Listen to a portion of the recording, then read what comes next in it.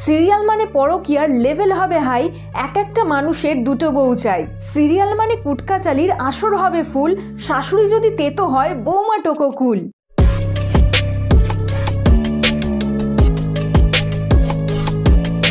Hey, this is Rian. Welcome to my channel. I'm using Ri. So Hindi হোক বা বাংলা সব সিরিয়ালে একটাই কমন জিনিস থাকে, সেটা হলো পরকীয়া। যেমন এখানে দেখা যায় ইনি ফুলসজ্জার খাটে এনার স্বামীর জন্য অপেক্ষা করছেন, বাট তার দুলহা রাজা অন্য একটা মেয়েকে নিয়ে ফুলসজ্জার ঘরে ঢোকে। तुम दोनों इसी वक्त मेरे कमरे से बाहर जाओ। Get out. বাট নায়ক বলে ওঠে, जो भी होगा यहीं पे होगा, इसी कमरे में होगा और तुम्हारी आंखों के सामने होगा। আর তারপর সেই একই রুমে দুলহানের সামনে এরা দুজন গুলুগুলু করে, আর নায়িকা তার বরকে না পেয়ে বরের জামার গন্ধ শুকেই ফুলসজ্জা কাটিয়ে দেয়। এরকম তো কথা ছিল না। এরকম নোংরামি দুনিয়ার কোথাও দেখতে না পেলেও ইন্ডিয়ান সিরিয়ালে অবশ্যই দেখতে পাবে। তো আজকে ঠিক এরকমই একটা নোংরা পরকীয়ার গল্প তোমাদেরকে শোনাতে চলেছি। এই সিরিয়াল নিয়ে এর আগেও একটা ভিডিও বানিয়েছি, বাট মাত্র 10 মিনিটের ভিডিও দেখে তোমরা বায়না করেছো দিল ভরতা नहीं। তাই তোমাদের দিল ভরিয়ে দেওয়ার জন্য আমি পার্ট 2 নিয়ে চলে এসেছি। তো ফার্স্ট পার্টে আমি তোমাদেরকে দেখিয়েছিলাম গুড্ডি কিভাবে লোকের ঘরে রান্নার কাজ করে সেই ঘরের মালকিনের বয়ফ্রেন্ডকেই পটিয়ে নেয়। চমৎকার। নায়কের প্রথমে এর সাথে বিয়ে হওয়ার কথা ছিল, কিন্তু বিয়েটা হয় তাদেরই বাড়ির রাঁধুনির সাথে। এরপর রাঁধুনি দিদি কাঁদুনি গিয়ে নিজের সিঁদুর মুছে দিয়ে নিজের বরকে আবারও এনার হাতে তুলে দেয়। বাট মজার ব্যাপার হলো এর সাথে গায়ে হলুদ হতে গিয়ে এর সাথে হয়ে যায়, এর সাথে মালা বদল হতে গিয়ে এর সাথে হয়ে যায়, আর হ্যাঁ সিঁদুরদানটাও এর সাথে হতে গিয়ে আবারও এর সাথে হয়। চাপ বাবা। এবার ফুলসজ্জা হওয়ার কথা এর সাথে, কিন্তু নায়ক চাই এর সাথে ফুলসজ্জা করতে। সেটা দেখে নায়িকা তাকে ডিভোর্স দিয়ে এর সাথে বিয়ে দেয়। এবার ফুলসজ্জা হওয়ার কথা এর সাথে, কিন্তু ঢ্যামনা নায়ক চুপি চুপি এর কাছে শুতে যায়। क्या कर रहा है तू? ये पाप होगा। নায়কের ভাই এত হাওয়াসি কি বলবো, মাথা ফেটে গেছে, গায়ে প্রবল জ্বর, বাট ঘরের বউ তাকে সেবা করলে পোষাবে না, তাই সে এক্স ওয়াইফের ঘরে গেছে স্পেশাল ট্রিটমেন্ট নিতে। তো যথারীতি নায়কের জ্বর হয়েছে দেখে গুড্ডি তার মাথায় জল পট্টি দিচ্ছে। আমার খুব ঘুম পাচ্ছে। আচ্ছা তাই নাকি? তো সালা ঘুমের নাম করে এসব কি হচ্ছে? এটা ঘুমোনো হচ্ছে? এটাকে ঘুমোনো বলে? বজ্জাত নায়ক কোথাকার। এদিকে আমাদের গুড্ডিরও কিন্তু একটা বাজে রোগ আছে। সে রাতের বেলা যার সাথে এক বিছানায় শুয়ে সিঁদুর ঘাটাঘাটি করে, দিনের বেলা তাকে আর চিনতে পারে না। আমার হাতটা ধরলে কি করে তুমি? আচ্ছা রাতের বেলা আরো কত কিছু ধরে নিল, তখন তো দিব্যি চুপ ছিলে দিদি, তখন কেন বাধা দাওনি? Point to be noted, my lord. যাই হোক, রাতে শুয়ে দিনের বেলা চূড়ান্ত অপমানিত হয় নায়ক। তোমাকে দেখলে আমার ঘেন্না হয়, আমার খারাপ লাগে। এটা শুনে নায়ক রাগে দুঃখে অপমানে বিশাল জোরে জোরে গাড়ি চালাচ্ছে দেখে আমি ভেবেছিলাম এবার হয়তো নায়ক টপকে যাবে, but I was wrong guys. সে জোরে জোরে গাড়ি চালিয়ে শিরিনের কাছে যায় তাকে বাপের বাড়ি থেকে ফিরিয়ে আনার জন্য। ছোট লোক। শিরিন আবারও অনুজকে বিশ্বাস করে বাড়ি ফিরে যায়, বাট ঢ্যামনা নায়ক আবারও মাঝরাতে বউকে ফেলে রেখে গুড্ডির সাথে গাড়িতে করে পালিয়ে যায়, এবং সকাল হতেই গুড্ডি যখন আবারও তাকে লাথি মেরে বের করে দেয় তখন আবারও বউয়ের কাছে ফিরে আসে। বাবা এটা দারুণ পলিসি। অনুজ যখন গুড্ডির সাথে রাত কাটায় তখন শিরিন হাজারবার ফোন করলেও ফোন তুলতে চায় না, বাট সকালে গুড্ডি লাথি মেরে ভাগিয়ে দিলেই বউকে এসে বলে এটা ফোন করলে না তো। এটাও দারুণ পলিসি। এই নায়ককে এবার কি বলা উচিত বলো? আটকুড়োর বেটা। দরকার নেই আমার প্রদীপের আলোর, আমার জীবনটুকু না হলে মশাদের আলোতেই চলে যাবে। মানে এর কাছে গুড্ডি হলো প্রদীপের আলো আর বউ হলো মশাল। নায়ক যেমন দোগলা, নায়িকাও কিন্তু সমান তালে দোগলাপান্তি করে বেড়ায়। দিনের বেলা তার দিদিকে কথা দেয় আমি স্যারের সঙ্গে কোনো রকমের কোনো যোগাযোগ রাখবো না সেটি দিতে, বাট রাত হলেই তার হাওয়াসি বেড়ে যায় এবং অনুজের ঘরে গিয়ে সে বলে তো আমি আমার প্রাক্তন স্বামীর কাছ থেকে নিজেকে দূরে সরিয়ে নিতেও পারবো না শিরিন দিদি। আরে দিদি कहना क्या चाहते हो? আজকে শিরিন দিদির জায়গায় যদি আমি থাকতাম আমারও খারাপ লাগতো। এতই যখন জ্ঞান টনটন করছে, এতই যখন খারাপ লাগছে, তাহলে তার বরের সাথে শুতে কেন যাচ্ছিস?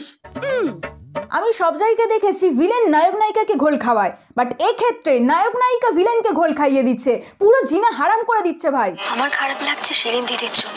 আরে চুপ হো যাও পাপিও, চুপ হো যাও। যাই হোক, এদিকে দুটো মেয়েকে একসাথে নাচিয়ে নায়কের স্বাদ মেটেনি, তাই ফাংশনে এক্স ওয়াইফের নাচ দেখতে গেছে। আর শুধু তাই নয়, গুড্ডির কলেজের অনুষ্ঠানে কেন অনুজকে স্টেজে তোলা হলো জানি না, আবার ঘটা করে তার হাতে পুরস্কার তুলে দেওয়া হচ্ছে। বাই দ্য ওয়ে, এটা কি বেস্ট পরকীয়া অ্যাওয়ার্ড পেল নাকি? बड़े लकी हैं आप। এখানেই শেষ না, কলেজে এত স্টুডেন্ট থাকতে অনুজকে উত্তরীয় পড়িয়ে দেওয়ার জন্য ডাকা হচ্ছে গুড্ডি সরকার। প্রেজেন্ট বউয়ের সামনে এক্স বউকে দিয়ে উত্তরীয় পড়িয়ে তাকেও আবার মঞ্চে ডাকা হচ্ছে। প্লিজ শিরিন চ্যাটার্জি। এই কলেজ তুলে দে ভাই তোরা, এটা অনুষ্ঠান হচ্ছে? এসব কি হচ্ছে? হ্যাঁ, একবার শিরিনকে দিয়ে বক্তৃতা দেওয়াচ্ছে, আবার গুড্ডিকেও ডাকা হচ্ছে সেই একই মঞ্চে। দুই বউ অনুজের সাথে থাকার এক্সপিরিয়েন্সের কথা মঞ্চে দাঁড়িয়ে শেয়ার করছে। সিনটা জাস্ট দেখো। हे भगवान। শুধু তাই নয়, এক্স হাজবেন্ডকে পাশে দাঁড় করিয়ে গুড্ডিকে দিয়ে গান গাওয়ানো হচ্ছে। গোটা ফাংশনে একটাই নাচ হলো, সেটা হলো গুড্ডির নাচ। একটাই গান হলো, সেটা গাইলো গুড্ডি। অনলি একজনই পুরস্কার পেল, সেটা হলো অনুজ। আর পুরো ফাংশনে অনলি 3 জন বক্তৃতা দিল, আর সেটা হলো গুড্ডি, শিরিন আর অনুজ। ব্যাস, এখানেই অনুষ্ঠান শেষ।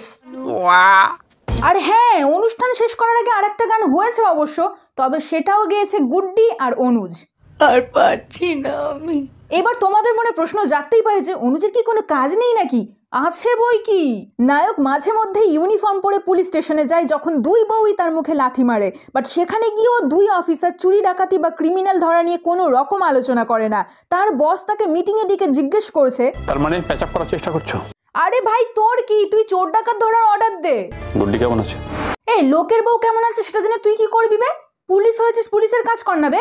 তুমি গুড্ডির থেকে দূরে যেতে চাইছো? বাহ বাহ বাহ বুড়ো, তোমার তো দেখছি খুব ইন্টারেস্ট। এরম বস থাকলে ভাই কাজ করেও মজা আছে। কখন খাচ্ছি, কখন হাগছি, কার সাথে পরকিয়া করছি একটু জানিয়ে দিলেই বসে বসে ইনকাম। একটু মজারে খাল। যাই হোক, গুড্ডির থেকে বারবার ঝাঁটা খাওয়ার পর অনুজ হঠাৎ করে শিরিনের সাথে জঙ্গলে হানিমুন যাওয়ার প্ল্যান করে। আর কাকতালীয়ভাবে সেই একই জায়গায় একই সময়ে গুড্ডিও তার কলেজের এক্সকারশনে যায়। ये आप क्या कह रहे हैं? যে রিসর্টে এরা দুজন হানিমুনে গেছে, হ্যাঁ ঠিক ধরেছ, সেই রিসর্টেই গুড্ডিও গিয়ে ওঠে। আর এবার শুরু হয় আসল খেলা। হানিমুনে গেছে এর সাথে, কিন্তু রোম্যান্স করছে গুড্ডির সাথে। ঘুরতে যাওয়ার কথা এর সাথে, কিন্তু ঘুরতে গেছে এর সাথে। এরপর অনুজের পরকিয়া দেখে সহ্য করতে না পেরে একটা বুনো হাতি তাকে জঙ্গল থেকে তাড়া করে। আচ্ছা, সত্যি যদি আজকে হাতির পেটে যেতে কি হতো? হাতির পেটে যেতে মানে? মানুষ হাতির পেটের ভেতর কি করে ঢুকবে? হাতি আবার কবে থেকে মানুষ খাওয়া শুরু করেছে ভাই? ওরা তো কিছু খাওয়ার জন্যই জঙ্গলের বাইরে বেরিয়ে আসে। হ্যাঁ, সেটা বুনো ফলমূল খাওয়ার জন্য, মানুষ খাওয়ার জন্য নয় গাধা।